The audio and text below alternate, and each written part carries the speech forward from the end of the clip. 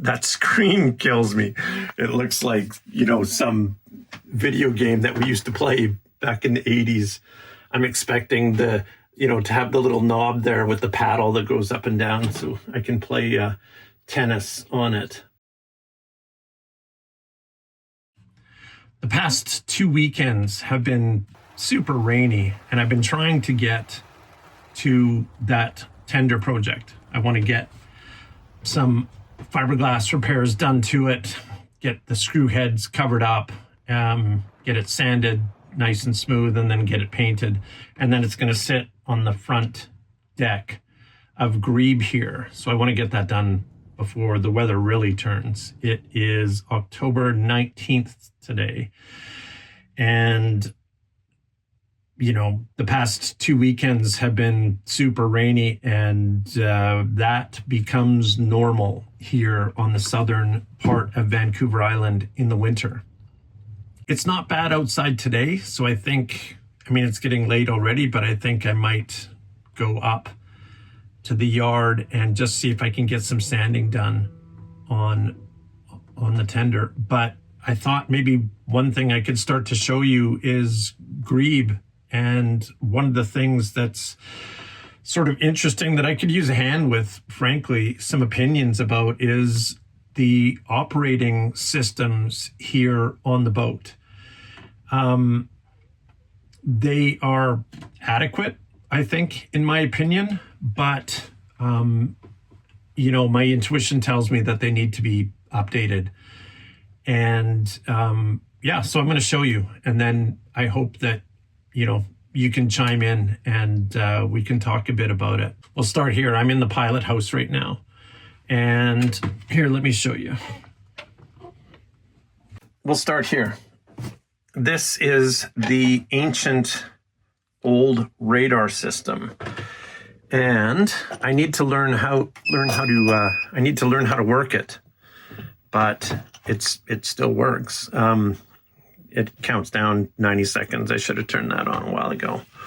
I am loath to replace things that still work, but, I'm not too familiar with these old systems. And old Furuno, that name is very popular to this day. I'm assuming this is maybe early 90s kind of technology by the looks of it, maybe even 80s. And, it occurs to me that I should probably change it up. That screen kills me. It looks like, some video game that we used to play back in the 80s. I'm expecting to have the little knob there with the paddle that goes up and down so I can play tennis on it. But I have a friend of mine who has a much newer system that is... how do I word it? Like, it's integrated. Is that the right word? It is a radar system that comes with AIS and radar and GPS. Like, it's a chart plotter, a depth finder. It's all in one. And he is just going to check and see, because he had offered it to another friend who may or may not be interested in it.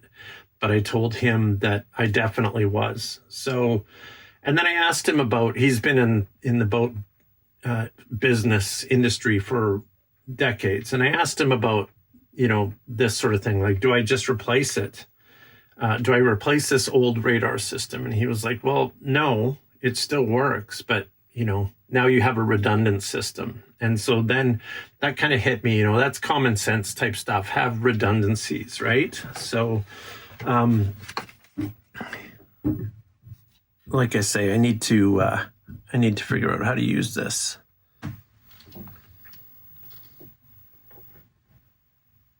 There we go.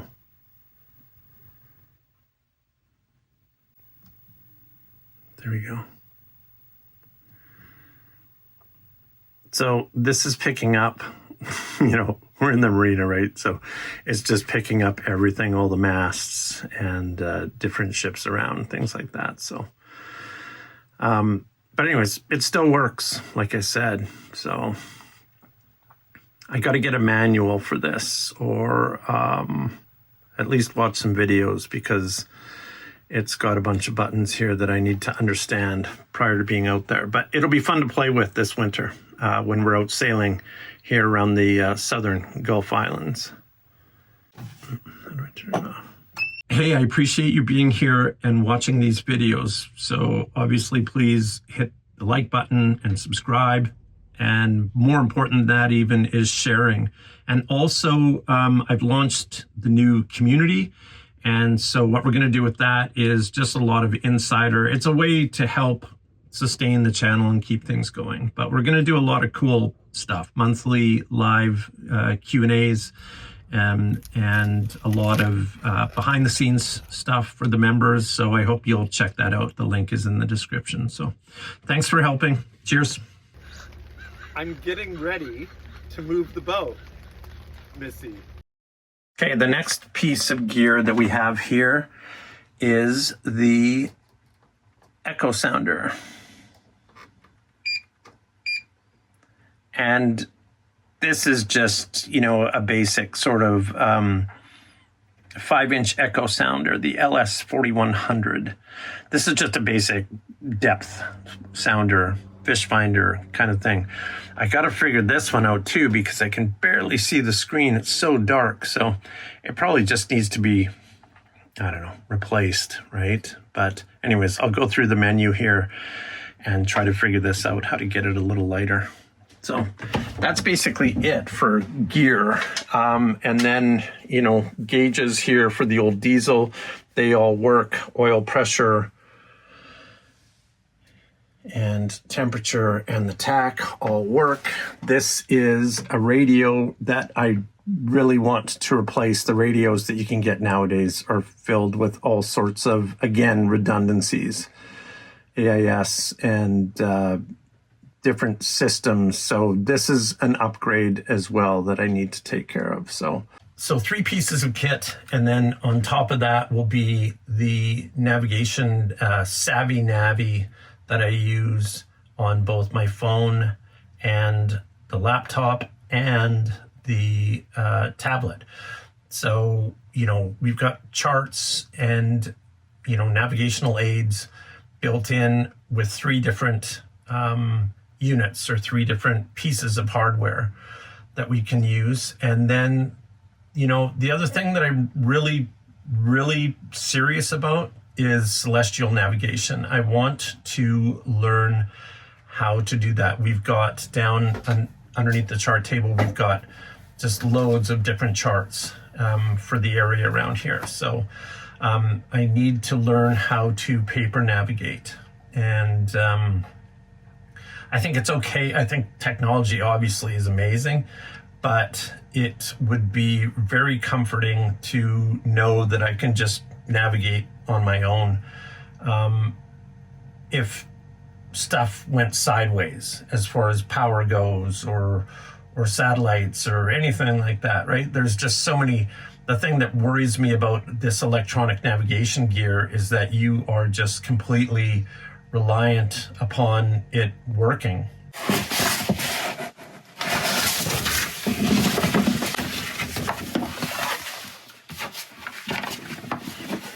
Here's where we are right here. So you can see all the great sailing that we have right beside us.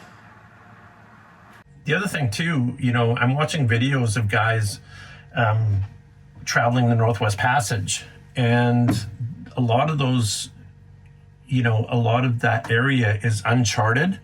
And so there is, you know, navigational gear works up there, but you need specialized, you know, apps or specialized equipment as far as satellite reception and things like that to make them work, which is an added expense. But I just think it would be another pretty valuable tool to be able to navigate traditionally up in places like that. So in getting to Scotland, there are a few ways that I can go, or that we can go.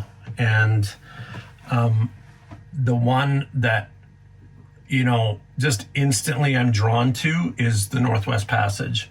I don't want to go through the Panama Canal, going through going through the Caribbean, I don't have a big desire to go through the Caribbean at all. I don't like hot weather, and it just really doesn't appeal to me. So we can go around the top of the continent, or we can go around the bottom of South America. Those are obviously two much larger challenges to be able to get to Scotland. We could always also just head west and keep going. So I don't know. I'd be interested in what everybody thinks about that. Some of you have probably done the trip of Vancouver Island to Europe by sail. And so I'm just really interested in forming that community of people that, where I could get some knowledge from people that have done it before. Obviously, that's the most valuable resource I could find. So here, I'm going to show you how I pilot Grebe. Okay, so here's the helm. Now, this works normal. This is to go to starboard, and this is to go port. And so it works normally, but when it's facing backwards. So when you are standing forwards trying to pilot it, you have to, it's intuitive, like you figure it out, but you got to turn it, you got to sort of paddle it behind you to go to port. And so it's not a really big deal. But the problem with piloting Grebe is that you're standing back here at the helm, and then those are your controls for the variable pitch prop. So this lever right here is the one where you have to pull it back this way to get the props to go in reverse, and you have to push it ahead to get them to go forward. And so, it's a couple of steps to get up there. And when you are at marina speed with the full keel boat and you're trying to get things spun around and backed in, it's a learning curve. All right, so that is how we are operating Grebe at the moment. The one thing I forgot to show you, which is pretty critical. Here, let me show you. This is the autopilot. And that is that box underneath the helm there. And Sandy, the previous owner, said that it works really well. So, I'm anxious to try it. But again, I'm kind of curious about people's opinions on autopilots, because that is an extremely crucial piece of gear for long passages. You definitely want to have something that can auto steer while you're on watch, or you know what I mean? Like these longer passages are going to require more than just me, although plenty of people do them solo. But man, if you're doing a solo long transoceanic passage, you better have good autopilot gear and good radar and good alarm systems and things like that. So I'm not planning on doing this passage solo. I don't know if Mary, wants to do the passage or is able to do the passage. We will find that out.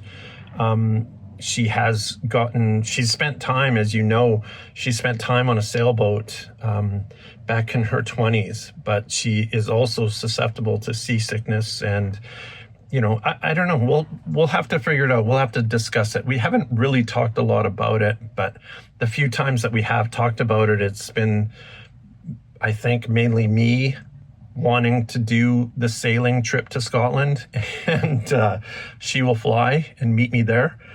And so I'm cool with that. But I will be looking for crew in order to make this trip once I get this boat outfitted properly for the journey. So yeah, there you go.